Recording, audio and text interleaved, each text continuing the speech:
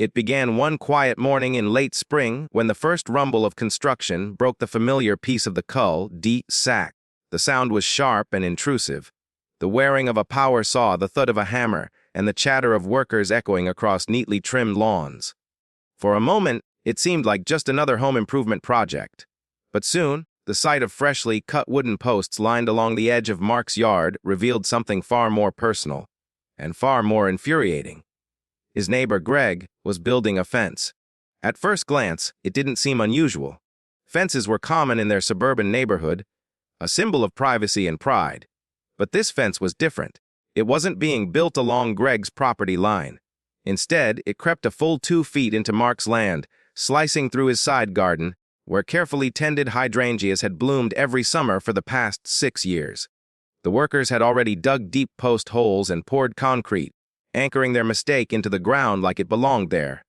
Mark stood frozen on his porch, disbelief giving way to a quiet, simmering anger. This wasn't a misunderstanding. It was a claim, a silent declaration that Greg's property began where his neighbor's ended, and Mark's patience would soon be tested like never before. Over the next few hours, the fence took shape. Board by board, the line of cedar panels rose higher, blotting out the morning light and casting an unnatural shadow over Mark's yard. Every thud of the hammer felt personal. Every nail driven in sounded like a challenge. Greg had always been a difficult neighbor. Arrogant, territorial, and fond of reminding others that his family had seniority in the neighborhood, having moved in a few years earlier. There had been small disagreements before, over parking spaces, trash bin placement, and leaf blowers. But nothing like this. By the end of the day, half the fence stood tall, a pale, new wooden wall dividing two properties that had once shared a quiet peace. And that night, as the sun dipped below the horizon, Mark couldn't shake the feeling that this was only the beginning. The next morning, he walked the property line with a tape measure and his old survey papers. The numbers didn't lie. Greg's new fence was indeed built 2 feet over the boundary. The stakes marking the corners were still visible, untouched since the original property survey years ago. This wasn't an accident. It was deliberate. And Mark's backyard, once his retreat, now felt like a stranger's domain. His children avoided playing near the fence, uneasy about being watched. His wife frowned every time she looked out the kitchen window, the bright wood glaring back like an insult. Mark tried to reason with himself at first. Maybe Greg didn't know. Maybe he misread his survey. Maybe it could be resolved calmly. But deep down, he knew better. Greg had attended the same homeowners' meetings, seen the same maps, and understood property lines perfectly well. This was a power move, the kind of thing Greg did to assert dominance. Days passed, and the tension grew. Neighbors began to notice the new structure and whisper about it. Some sympathized quietly, others stayed out of it. The HOA, notoriously slow and selective in its enforcement, seemed uninterested in getting involved. By the weekend, the fence was complete, tall, seamless, and smugly placed 2 feet into Mark's yard. The scent of fresh cedar filled the air, but to Mark, it smelled of arrogance. He filed a formal complaint with the HOA, attaching his property documents and photos. But he knew it might take weeks, even months, to get a response. The bureaucracy of the association often protected the loudest voices, and Greg was one of them.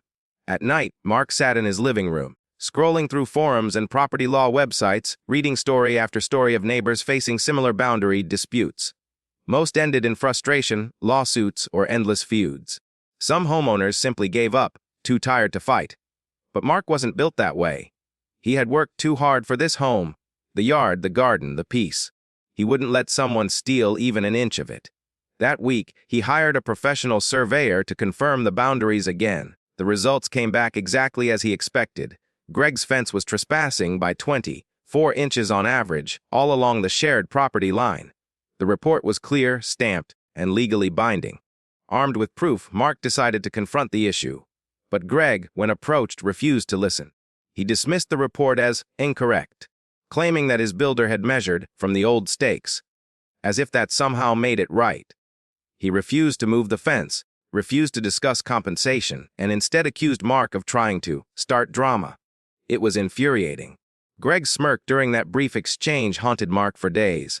It wasn't just about land anymore. It was about respect. About boundaries, not only physical but moral. Mark realized then that this wouldn't be solved with polite conversation. It would take patience, precision, and something Greg didn't expect, strategy. He started documenting everything: photos, timestamps, measurements, and every correspondence. He spoke to an attorney who confirmed that property encroachment was not only illegal but actionable. Greg could be ordered to remove the fence and pay damages, but Mark didn't rush to file the case. Instead, he waited. He noticed something interesting: the way Greg bragged to others about his graded fence, claiming it increased his home's value. The arrogance blinded him to his mistake, and that gave Mark an idea. If Greg wanted to make this about territory and pride, then Mark would make the loss of that pride his undoing. As summer began to bloom, Mark's yard, half shadowed by the intrusive fence, became the center of quiet planning. He mapped out every inch, consulted experts, and began building his response. Not a fence of wood, but of patience and precision. Greg thought he'd won, but in reality, he'd just set the stage for his own downfall. Because when you steal 2 feet of someone's property, you're not just taking space. You're inviting consequences. And Mark was about to deliver them in full. After weeks of silent observation and careful planning, Mark's anger had cooled into something sharper: resolve. The fence still stood there like an eyesore, cutting through the heart of his yard, its wooden slats taunting him every time he stepped outside. But where most saw defeat, Mark now saw opportunity. Greg had made his move impulsively. Mark's would be deliberate. The HOA had acknowledged receipt of his complaint, but, as expected, no immediate action was taken. Bureaucracy moved at a snail's pace, and Greg likely knew it.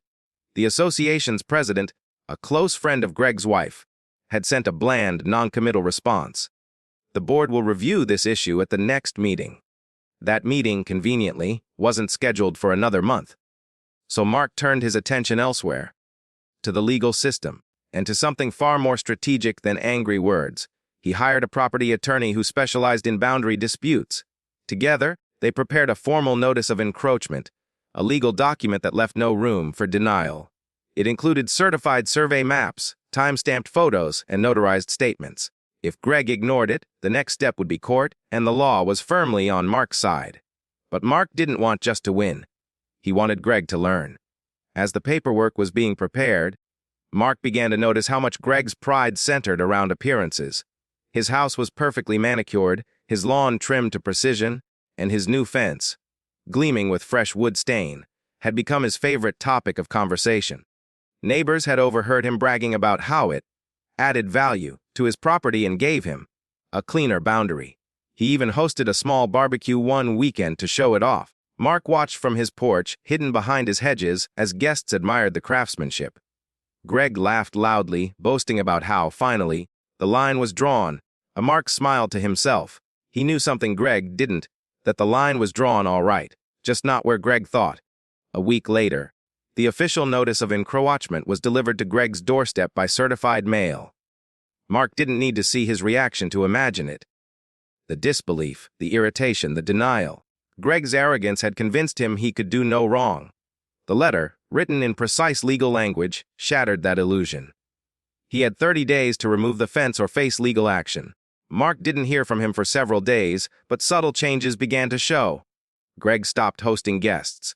The once bragged-about fence was no longer mentioned, and every few evenings, Mark noticed Greg pacing along it, flashlight in hand, examining the edges, as if trying to find a loophole that didn't exist.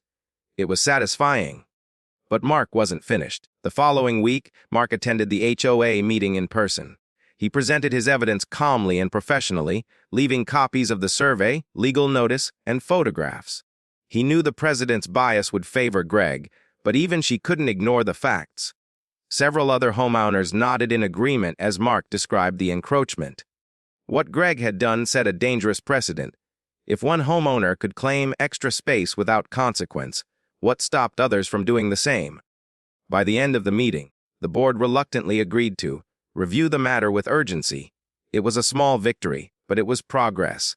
As the days passed, word spread throughout the neighborhood. Greg's fence, once a symbol of his pride, became the talk of the block. People whispered about property lines, legal action, and possible fines. Greg, who thrived on control and reputation, began to feel that control slipping away. Mark, meanwhile, quietly prepared for the next phase. He had a backup plan, a visual, undeniable statement of ownership that would turn the tide completely in his favor. He began marking his true property line using bright orange survey flags. Each flag stood out like a challenge, running parallel to Greg's fence, but clearly showing the stolen 2 feet of land. It was a silent yet powerful message. This space was his. Every morning, Greg would see those flags fluttering in the breeze, a constant reminder that his fence was on borrowed ground. Then, one morning, Mark woke to find that several of his flags had been removed, torn out and tossed aside. It was a petty act, but one that confirmed Greg's guilt and frustration. Mark replaced them that very afternoon, this time with sturdier stakes, and installed a small security camera facing the boundary. He didn't have to wait long for results. 2 nights later, the camera caught Greg himself sneaking along the fence line, pulling up a flag and tossing it over the panels. That was all Mark needed. He printed the footage, added it to his growing collection of evidence, and sent a copy to both his attorney and the HOA board. The reaction was immediate. Even the biased HOA president couldn't ignore clear video proof of boundary tampering. Greg was summoned to a board meeting the following week to discuss property misconduct. By this point, his arrogance had turned into visible stress. His lawn went untrimmed for the first time in years. His car sat in the driveway for days unmoved. Neighbors began avoiding small talk with him, afraid to be caught in the crossfire of gossip. When the board meeting arrived, Mark didn't attend. He didn't have to. His documentation spoke louder than he ever could. By the end of the session, Greg was ordered to either remove the fence or face escalating HOA fines, potential legal fees, and public record of encroachment. It was the beginning of his unraveling. But Greg, stubborn as ever, refused to back down easily. Instead of admitting defeat, he doubled down. He told neighbors that Mark had forged documents, that the camera footage was taken out of context, and that he was lawyering up. Mark, however, stayed calm. He knew the truth, and the law were on his side. As summer deepened, so did the tension. The air grew heavier between the 2 homes, and each passing day brought Greg closer to a breaking point. Mark's attorney was ready to file the lawsuit. The HOA had officially sided with him. The neighborhood chatter was turning against Greg. All that was left now was the execution, and Mark had something spectacular in mind for that. Something that would make sure Greg never crossed another property line again. Because while Greg thought this was just a fence dispute, Mark was about to make it a neighborhood lesson. One carved permanently into the suburban landscape.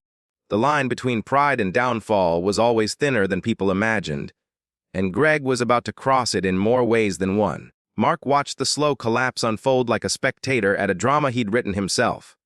Every day, Greg seemed to lose a little more composure. His morning routines, once rigid and immaculate, became erratic. His neatly trimmed hedges grew uneven, his driveway littered with leaves. The man who had once strutted across his lawn with a sense of victory now lingered in his doorway, pacing, muttering, trying to figure out how it had all gone wrong. The HOA's ruling was clear: remove the fence or face fines that doubled each week. But Greg was convinced he could outsmart both Mark and the system. Instead of taking it down, he tried to modify it, shifting sections slightly, repainting others, and claiming it was within his rights to beautify the neighborhood. Mark's attorney laughed when he saw the photos. The modifications changed nothing. The fence still stood firmly on Mark's land, and now there was fresh proof of continued trespass after a legal warning. That was the turning point. The lawsuit was officially filed. Mark Reynolds vs. Gregory Kane. The claim included not only property encroachment but also intentional property damage, harassment, and legal costs. It was no longer a neighborhood spat, it was a full-blown civil case. Greg's arrogance blinded him to the seriousness of the situation. He still strutted around telling neighbors that he'd win easily, that Mark was just jealous of his home improvements.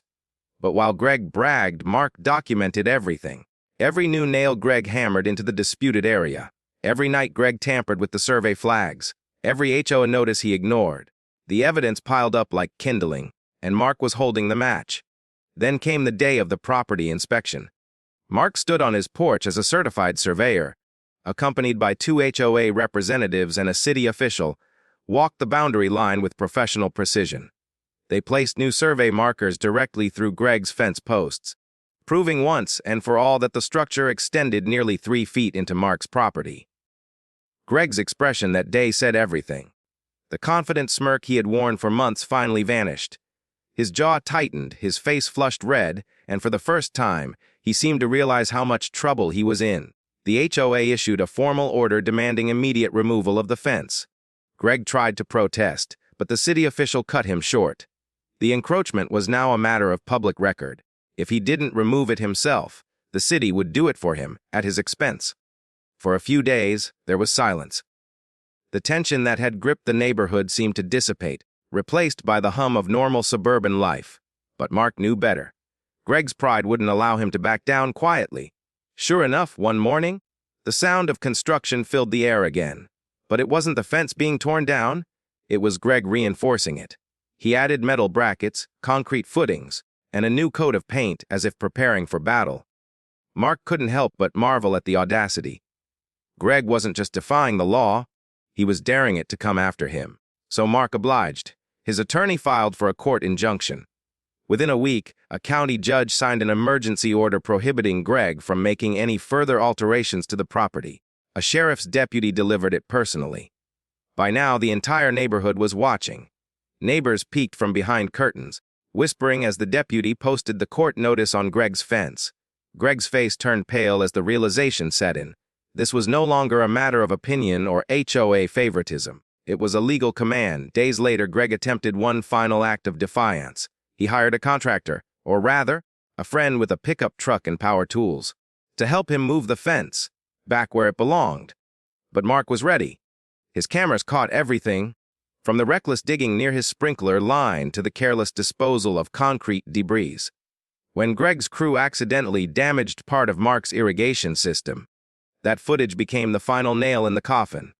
Mark's attorney filed an additional claim for property damage and trespassing, increasing Greg's liability even further. What had started as a few planks of wood now snowballed into thousands of dollars in potential damages.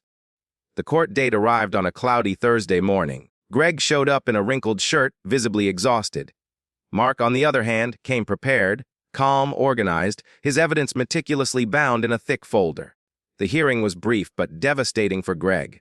The judge reviewed the surveys, the photographs, and the video evidence, all of which left no room for argument. Greg tried to claim misunderstanding, but his actions after the legal notices destroyed any credibility he had left. The ruling was final. Greg was ordered to remove the fence immediately, pay for all damages, cover legal fees, and restore the property line to its original state within 30 days. Failure to comply would result in additional fines and a lion on his property. The verdict spread through the neighborhood like wildfire. The man who had once prided himself on being the model homeowner was now the cautionary tale everyone whispered about. Mark could have ended it there, but he had something bigger in mind. He wasn't content with just winning the case. He wanted to make sure no one in the HOA or the neighborhood ever tried something like this again. He had been quietly working on plans with a landscape designer. If Greg wanted to make boundaries a statement, Mark would make his property line unforgettable. As the first truckloads of materials arrived, neighbors began to speculate. Greg, already humiliated, watched in silence as workers began digging near the edge of the property, the very area where his fence had once stood. Mark smiled to himself. The revenge wasn't loud or cruel, it was artful, poetic, because where Greg's fence once symbolized arrogance and theft, Mark was about to replace it with something far more striking, something that would permanently redefine the line between them. And this time, no one would ever cross it again. The sound of machinery filled the quiet suburban air once again, but this time it wasn't Greg's fence being built. It was something far more impressive and infinitely more symbolic. Mark had hired a professional landscaping crew, a stone mason, and even an architect. He wanted something permanent, beautiful, and impossible to ignore. The blueprint called for a low retaining wall that traced the exact property line, certified by the same surveyor who had testified in court. The wall would be made of smooth, cut granite, with elegant stone columns rising every few feet and solar lanterns crowning each post. It wasn't just a boundary anymore. It was a statement, one that radiated quiet power. The construction began early in the morning and continued through the week. The hum of equipment, the clinking of stone, and the rhythmic sound of shovels became the new soundtrack of the neighborhood. Curious residents strolled by, pretending to walk their dogs while sneaking glances at the growing structure. Greg watched from his porch, silent but fuming. The humiliation from court was still raw. Every hammer strike sounded like mockery. Every stone laid on that line was another reminder of his defeat. He tried to ignore it, but as the wall rose, his anger grew. The granite gleamed under the sunlight, polished, elegant, far superior to the flimsy wooden fence he'd once boasted about. Mark's design wasn't just functional, it was beautiful. The kind of tasteful boundary the HOA might feature in its next community brochure.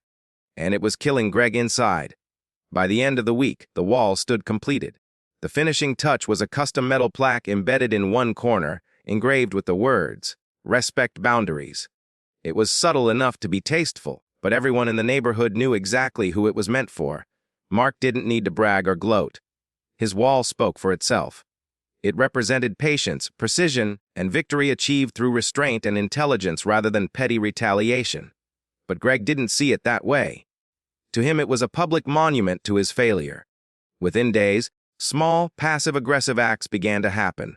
The night after the lanterns were installed, one went missing. Then another. A week later, muddy footprints appeared near the base of the wall, as if someone had deliberately stomped through Mark's newly planted flower bed. Mark didn't react. He had learned from experience. Retaliation only fed Greg's fire. Instead, he simply added new motion sensor lights and upgraded his security cameras. And then, one night, his caution paid off. At 20:17 a.m., the cameras caught Greg sneaking along the wall with a can of spray paint. The footage was crystal clear. Every second of Greg's vandalism recorded in perfect high definition. He had tried to scrawl something insulting across the granite, but the paint barely stuck to the sealed surface. The result was more pathetic than rebellious. The next morning, Mark handed the footage directly to both the police and the HOA board. The response was swift. Greg was fined again, this time for vandalism and violating the terms of his previous judgment. The HOA issued an official notice to the entire neighborhood, reminding residents that any form of property defacement will be met with immediate disciplinary action. Though no names were mentioned, everyone knew exactly who they were referring to. Greg's reputation, once inflated by his fake charm and rigid perfectionism, completely imploded. Neighbors who had once tolerated his arrogance now avoided him. Some crossed the street when they saw him outside. Others whispered as his once pristine yard began to decay. The grass yellowed, weeds sprouted through the cracks, and his mailbox leaned slightly forward, as if bowing in defeat. Meanwhile, Mark's property had never looked better. The new wall framed his lawn beautifully, his flowers flourished, and the solar lanterns cast a soft golden glow each evening. The contrast was poetic. But even as peace returned to the street, Mark couldn't shake the feeling that Greg wasn't done. There was something simmering beneath the surface, a stubborn pride that refused to die quietly. And sure enough, his instincts were right. Late one evening, Mark noticed Greg standing at the edge of his driveway, staring at the wall again. His posture was tense, his hands clenched at his sides. The porch light illuminated the faint smudge of spray paint still visible on his fingertips, a lingering mark of his frustration. Then, without warning, Greg began to dig. At first, Mark thought he was imagining it. But as the night went on, Greg kept going, carving a shallow trench near the base of the wall, muttering under his breath. The next morning, Mark discovered that Greg had tried to run a new drainage pipe directly under the property line, an obvious attempt to claim part of the boundary again. This time, Mark didn't call his lawyer. He called the city inspector. By the end of the week, Greg received a citation for unauthorized construction, tampering with property boundaries, and potential code violations. The fine was steep, and the city ordered him to undo all the work at his own expense. That was the moment Greg's resolve finally cracked. His defiance turned to bitterness, then to silence. He stopped mowing his lawn, his porch light went out. His once perfect hedges withered. It was as if the energy that fueled his obsession with control had burned out completely. Mark didn't feel joy in Greg's downfall, only relief. The neighborhood could finally breathe again. But what Mark didn't expect was how the story would ripple beyond their small cul-de-sac. The HOA newsletter featured his wall as a model for property improvement excellence. Photos spread through local homeowner forums. Soon, people from nearby neighborhoods began driving by just to see the infamous boundary wall that ended a feud. Greg's name became synonymous with pettiness and defeat. Mark's became a quiet legend, the man who turned revenge into art. And yet, despite the satisfaction of closure, Mark couldn't help but feel that something about Greg's silence was unnerving. The man had been obsessed for so long, so consumed by pride. Could he really just let it go? The answer would come soon enough, and it wouldn't be what Mark expected. Because sometimes, the most dangerous kind of revenge doesn't come in anger, but in desperation. Weeks passed, and for the first time in months, the neighborhood felt calm. The air seemed lighter, the tension gone. Mark spent his mornings trimming his hedges, drinking coffee on the porch, and admiring how the soft sunrise reflected off his stone wall.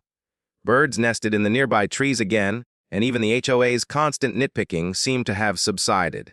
But beneath the surface of that peace, something darker was brewing, and it was about to resurface in the most unexpected way. Greg's property, once immaculate, had deteriorated into disarray. The lawn was patchy, brown, and neglected. His gutters sagged and trash cans sat half, full by the curb, days after pickup. The neighbors whispered that Greg had stopped going to work, that he stayed indoors most of the day. A few even said they'd seen him wandering his yard late at night, muttering to himself. Mark tried not to get involved. He'd won, fair and square. He wanted no part in Greg's downfall. But one morning, as he walked to retrieve his mail, he noticed something that made his stomach tighten. A long, jagged crack had formed near the base of his stone wall. At first, he assumed it was natural settling. After all, any new construction took time to stabilize. But when he knelt to inspect it, he realized the soil beneath the section seemed disturbed, freshly turned, as if someone had been digging there recently. A cold suspicion crept in. He reviewed his security footage that evening. The motion sensors hadn't triggered. Someone had managed to stay just out of range. But faintly, at the very edge of one frame, he caught a flicker of movement. A shadow near the corner of the wall, disappearing into Greg's yard. The next morning, the crack had grown wider. It wasn't a coincidence. Greg had done something. Mark immediately called the construction foreman who had built the wall. After an inspection, the foreman's expression turned grim. The soil beneath one section had been deliberately excavated and loosened. Someone had undermined the foundation of the wall from below. It was sabotage. Mark filed another police report, but by the time officers arrived, Greg's yard showed no sign of tampering. The man had filled in the trench and re-sodded the area. Without direct evidence, there was little the authorities could do. Still, the tension returned with full force. The peaceful days vanished, replaced by a quiet unease that hung over both properties. Every sound at night, a creak, a rustle, a faint metallic clang, made Mark's heart race. He began double-checking his locks, repositioning his cameras, even setting up a floodlight pointed straight at the wall. But the real blow came 2 nights later. A violent thunderstorm rolled through the neighborhood. Rain poured relentlessly, wind howled, and lightning split the sky in jagged flashes. Mark stayed awake, pacing by the window, uneasy. When a particularly loud crack of thunder echoed across the block, he glanced toward the wall, and his heart stopped. A section of it had collapsed. Granite stones lay scattered like fallen dominoes, half buried in the mud. Water streamed through the gash, turning the ground into a churning mess. Mark ran out into the rain, slipping through the mud, trying to salvage what he could, but it was useless. The damage was catastrophic. By morning, the storm had passed, leaving destruction in its wake. Mark stood silently at the edge of his yard, soaked and exhausted. His masterpiece, his symbol of victory, had been reduced to rubble. And across the property line, Greg watched from his porch, an unreadable smirk tugging at the corner of his mouth. The police returned, but once again, Greg denied everything. The storm had caused the collapse. He insisted. There was no proof of interference. The city inspector agreed that heavy rainfall could have contributed. The investigation fizzled, and Mark was left to rebuild. Again. But something in him changed that day. He wasn't angry, not exactly. He was tired of Greg, of the HOA, of the endless cycle of petty revenge. He realized that the fight had consumed not only Greg's peace but his own. Still, he couldn't let it end like this. Not with Greg smirking behind his curtains, savoring one last small victory. So Mark decided to do something different, not destructive, not angry. Something poetic. He called the construction crew back. But instead of rebuilding the same wall, he presented them with a new design. This time, it wouldn't just mark the boundary. It would define it. For weeks, Greg watched in confusion as the workers returned. They cleared debris, poured new foundations, and erected a reinforced concrete frame. Mark was quiet, methodical, and distant. He spent hours working alongside the crew, adjusting details, perfecting measurements. When the project was finished, the entire neighborhood gathered to see it. The new wall wasn't just a replacement. It was a fortress. Taller, stronger, immovable. A blend of stone and steel, adorned with climbing ivy and a built-in water feature that softly trickled down its center. It was elegant yet imposing, an architectural masterpiece. And right at the center of it, on a polished brass plaque, were 4 words etched deep into the metal: "Petty can't reach peace." The crowd chuckled. Even the HOA president gave an approving nod. Mark had turned Greg's sabotage into an opportunity, a final act of control through calmness and creativity. Greg, however, didn't take it well. He slammed his door and didn't come outside for days. Rumor spread that he'd received yet another code violation notice, this time for drainage issues caused by the earlier tampering near the property line. His last shred of pride was crumbling, and as the sun set over the street that evening, Mark sat quietly by his wall, listening to the gentle sound of water trickling down the stone. He felt something he hadn't felt in months: peace. But that peace wouldn't last forever. Because what Mark didn't know, what none of them knew, was that Greg's resentment had reached its breaking point. And when a man feels like he has nothing left to lose, the most dangerous kind of storm begins to form. The morning after the storm of emotions between the two neighbors, the cul-de-sac seemed unusually still. The air was crisp, the sunlight soft, yet an eerie quiet settled over the street, the kind that feels less like peace and more like anticipation. Mark sipped his coffee on the porch, the new wall gleaming in the morning light. It stood tall and solid, a reflection of his perseverance, a reminder that he had turned conflict into creation. But inside, he couldn't shake the feeling that something was unfinished. It wasn't the wall. It was Greg. The man had become a ghost of his former self. His once perfect lawn was now wild with weeds, his porch sagged under clutter, and his blinds were always drawn. The HOA had issued multiple citations, and Greg had stopped responding. It was as if he'd surrendered, or worse, begun plotting his final move. Days turned into a week. Then one night, a soft, rhythmic sound echoed across the stillness, metal scraping against stone. Mark's eyes shot open. He knew that sound. He slipped out of bed and checked his cameras, his heart pounding. There, at 2:47 a.m., stood Greg, shovel in hand, prying at the base of the new wall. His movements were frantic, almost desperate. He wasn't just trying to damage it. He was trying to destroy it completely. Mark didn't call the police this time. He didn't yell or run outside. Instead, he watched, his chest tightening not from anger, but from pity. This wasn't about a fence or a property line anymore. This was a man who had lost control of his own life, and in his ruin, he was reaching out to drag someone else down with him. Greg worked for nearly an hour before stumbling backward in exhaustion. He dropped the shovel, leaning against the wall. But this wasn't a flimsy barrier like before. The foundation was reinforced with steel beams and solid concrete. His sabotage had no effect. The wall stood unyielding, unmoved. Then, as if realizing it all at once, Greg broke down.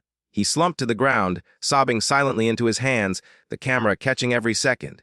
The next morning, Mark didn't mention what he'd seen. He didn't show the footage to anyone. He simply went about his day, quietly aware that something inside Greg had finally cracked. 2 days later, a moving truck pulled into Greg's driveway. His house went up for sale soon after, no fanfare, no goodbye. The listing stayed online for months before a new family eventually bought it. Greg was never seen in the neighborhood again. For the first time since the whole feud began, peace wasn't something Mark had to fight for. It simply was.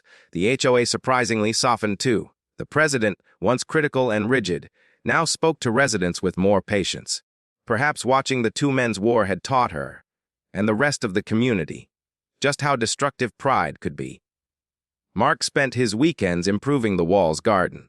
He added flowering vines, low lanterns, and a bench where he'd sit every evening, watching the sunset bathe the stone in gold. The plaque, "Petty can't reach peace," gleamed warmly in the fading light. Neighbors began visiting, not to gossip, but to admire. Kids played by the fountain. Families took photos. The wall that had started as a line of defense became a shared space, a quiet symbol of harmony born from conflict. Months passed, and seasons changed. The neighborhood thrived again. New faces moved in, old ones mellowed out. But the memory of the feud between Mark and Greg lingered, not as bitterness, but as a cautionary tale whispered by residents who'd lived through it. Every so often, someone would ask Mark if he regretted any of it. The fights, the fines, the tension, the endless hours of rebuilding. He would pause, looking at his creation, the birds perched along the ivy-covered edges, the soft hum of the water feature. He didn't regret it, because through every argument, every confrontation, every sleepless night spent staring out into the darkness, he'd learned something essential, that peace isn't the absence of conflict, but the strength to rise above it. And perhaps, in some strange way, Greg had helped him learn that. One late autumn evening, Mark received an envelope in the mail. No return address, just his name written in careful, uneven handwriting. Inside was a simple note: "I'm sorry. I hope you finally got the piece you wanted." Mark read it twice before folding it neatly and placing it inside a drawer. He didn't tell anyone about it. He didn't need to. The letter was closure, the final stone in the wall between the past and the present. As the sun dipped behind the horizon, casting long golden shadows across the driveway, Mark took one last look at his masterpiece. The once bitter boundary had become a monument, not to revenge, but to resilience. He smiled, leaned back on the bench, and listened as the wind brushed softly through the ivy.